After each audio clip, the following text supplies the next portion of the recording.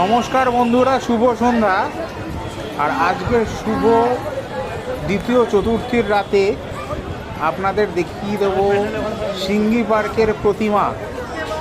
প্রথমে দেখুন সিঙ্গি পার্কের লাইটিং। আপনারা প্রত্যেক বছরই জানেন যে প্রত্যেক বছরই সিঙ্গি পার্ক, ঠিক তার উল্টো দিকে একডালিয়া পার্ক, এরা আলোকসজ্জায় খুবই সুন্দর করে।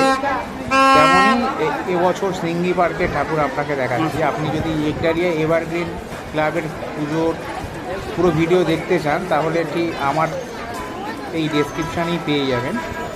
আর তাছাড়া আপনি দেখতে পারেন এই ভিডিওটা সিঙ্গি পার্কের করেছি। কি সুন্দর লাইটিং আপনারা বন্ধুরা দেখতে পাচ্ছেন। এই যে দেখুন কি সুন্দর লাইটিং। বাচ্চাদের নিয়ে আসলে এখানটায় খুবই আপনারা আনন্দ পাবেন। এখন তো চতুর্থীর রাতে ভিড় খুবই কম। হ্যাঁ, আস্তে আস্তে দেখতে দেখছেন রাবণের একটা প্রতিচ্ছবি, রাবণের একটা রূপ করা হয়েছে। রাবণের যে 10খানা রূপ, 10টা রূপের যে 10টা দিক, 10টা কাহিনী, সেটাকেই এর মধ্যে তুলে ধরা হয়েছে, এই প্যান্ডেলের মধ্যে তুলে ধরা হয়েছে। আরও দেখতে পাবেন এই যে দেখুন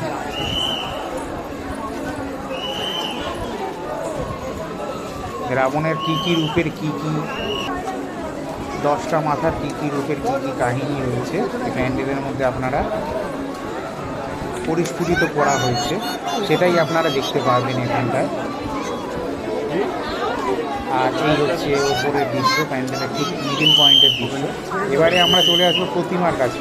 একদম সাইড হয়ে আপনারা দেখতে পারেন রাস্তার ঠিক ধারে, প্রত্যেক বছরের নাই এবছর ওই একই ধারেই একই জায়গায় প্রতিমাটা ওনারা বানিয়েছেন।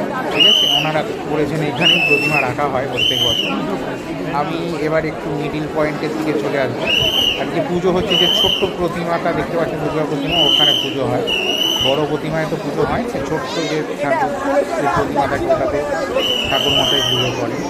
আর এটা আমি একটু মিডিল পয়েন্টের দিকে চলে আসবো বন্ধুরা। এই দেখুন কত সুন্দর। আর একটু আমি পেছনের দিকে চলে যাবো, একটু পেছনের দিকে চলে যাই। দাদা একটু সরে যান, দাদা একটু সরে যান দাদা একটু। হ্যাঁ, ঠিক আছে এদিকে উল্টো দিকে বাসন দেবী কলেজের লাইটিং শুরু হচ্ছে এখান থেকে। আচ্ছা, ওটা পরে বলবো। এবারে দেখুন এই প্রতিমাটা পুরো দেখা গেল, লক্ষ্মী গণেশ সরস্বতী কার্তিক ওপরে সেই দেখছেন সেই